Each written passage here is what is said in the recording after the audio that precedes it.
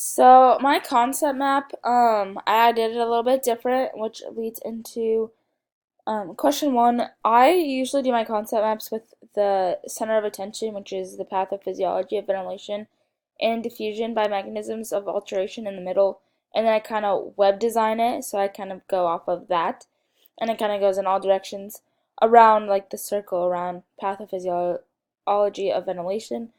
And so I actually had a challenge of trying to figure out how to organize this so that if I handed this concept map to somebody that had no idea what was going on, that they could understand it and it'd be organized in a fashionable way.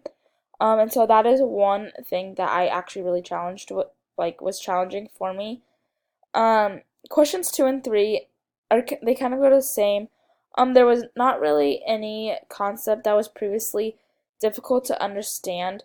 Um, there were some of the model diseases that I knew what, like I've heard of them before, but I didn't know exactly what they were, but that's why I'm taking this class. And so how I have my concept map laid out, it really helps me be able to compare and contrast and be like, oh, so um like what's the difference between chronic bronchitis and COPD. I can really go through and it is organized so that you have the diseases, the definition, an explanation of them, some examples, and the treatments are last. Um, and that was kind of like with three, there was never really like asthma. I have asthma, so like I knew kind of what it was. Um, but like some of like the treatment and an example of it. I didn't know that, so that was something new to me. So due to the concept map, I did learn that, but they kind of go together. But I was really pleased with how my concept map turned out. And so I'm just gonna kind of go through and explain my concept map a little bit. So I have the main topic at the top, and then you go down, you have the seven model diseases, which include pneumonia, chronic bronchitis, asthma, cystic fibrosis, acute respiratory distress syndrome, COPD, and emphysema. And below each of them is the explanation. So pneumonia refers to the inflammation of the lungs that occurs commonly in the bronchioles, lung tissue, or alveoli. You go down and you have examples, which include respiratory failure that can result from any problem severely affecting ventilation, which then can lead to anorexia, which is a total lack of oxygen, and a treatment for pneumonia is an antibiotic. Chronic bronchitis is defined as the process or presence of a persistent productive cough with excessive mucus production. And this typically lasts for about 3 months. Some common causes include if you're a chronic smoker or exposure to environmental pollutants that irritate the airways. Examples of this are hypoxemia. Um, in a treatment, you can do rehab, bronchodilator therapy, or even anti-inflammatory drugs. Asthma is a chronic inflammation disorder of the airways that result in intermediate or persistent airway obstruction. Some symptoms of asthma include wheezing, chest tightness, or even coughing.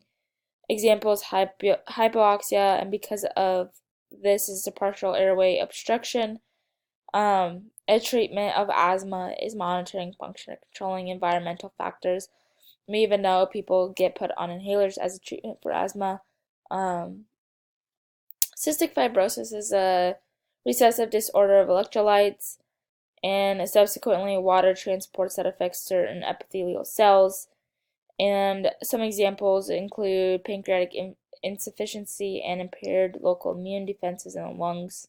And the treatment is just monitoring the lung function. Acute respiratory distress syndrome is a condition of severe acute inflammation and pulmonary edema without evidence of fluid overload or impaired cardiac function. Some examples include dyspnea or tachypnea, and treatment is getting put on oxygen. COPD, which is also known as chronic obstructive pulmonary disease, is just generic for chronic obstruction lung problems and is one of the leading causes of death right now in the US.